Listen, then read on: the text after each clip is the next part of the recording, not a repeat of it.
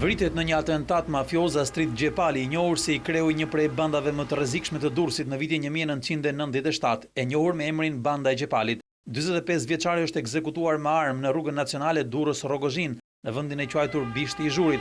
Gjepali ka qenë duke u kthyer në burgun e Peqinit, ku vuante dënimin me 25 vjet, pas përfundimit të lejes 5 ditore që ishte dhënë nga drejtoria. Leja, e cila kishte filluar në datën 9 janar, përfundonte sot në drek, por rreth orës 12:15, teksa Gjepali ndodhe në një makinë me targa të huaja bashkë me dy kunetrit e tij, Halit Fici dhe Ilir Sulkja, është përballur me breshëri të gjata automatiku. Përpasoj, ai dhe Halit Fici, 54 vjeç, kanë mbetur të vdekur në vend, ndërsa mbeti i plagosur Ilir Sulkja. Autovetura u qëllua me breshëri në krahun e shoferit, por nga dështënat ka mbetur i plagosur dhe një kalemtar i rastit, 23 vjeçari Mariglem Balliu.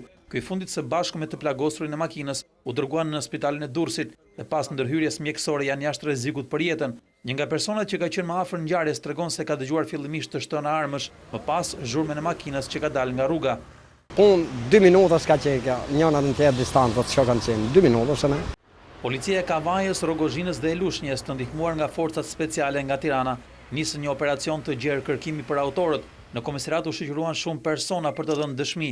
Afro 2 orë pas krimit, policia e Lushnjës gjeti të djegur në fshatin Konjat një autovetur me të cilën dyshohet se kanë udhëtuar autorët e atentatit. Për kapjen e tyre u vënë në dispozicion dhe një helikopter nga Ministria e Mbrojtjes. Astrid Gjepali kishte për të bërë dhe 6 vjet e 2 muaj burg për të fituar lirinë e plot, ndërsa nga detoria e përgjithshme e burgjeve bëhet e ditur se personi në fjalë kishte përfituar leje shpërblyese, pasi sipas rregullores ai kishte kryer 3/4 e dënimit. Gjepali ishte pjesëtar i njohur i bandave kriminale në Durrës, veprimtaria e të cilave kulmoi në vitet 97-98. Ai ishte dënuar nga gjykata me 25 vite burg, dënim të cilin e ka marrë në mungesë, ndërsa u ekstradua nga Italia në vitin 2006. Astrid Gjepali u bë i njohur për krijimin dhe drejtimin e grupit kriminal që veproi në Durrës për disa vjet. Antarët e bandës së tij ishin Bashkim Haxhia, Naim Qerimi dhe Mirush Jareci. Ata u janë akuzuar nga prokuroria se vetëm në 24 orë, në 15 dhe 16 shtator të 97-ës, vranë 5 persona dhe plagosën disa të tjerë.